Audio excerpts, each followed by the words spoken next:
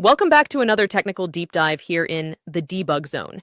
Today we're tackling a big question and breaking it down with insights from other users. Hopefully this clears up some misconceptions and helps you get the answer you need.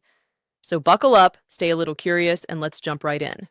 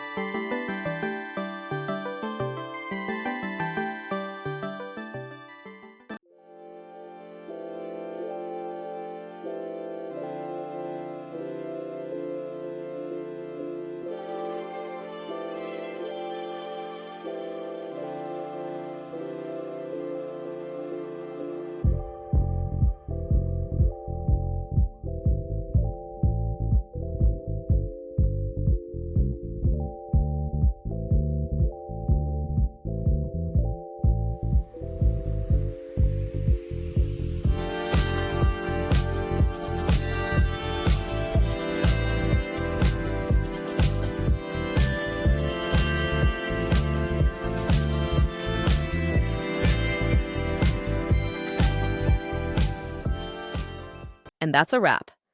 I hope you found the answer you were looking for. If you did, take a second to hit that subscribe button. It really helps out.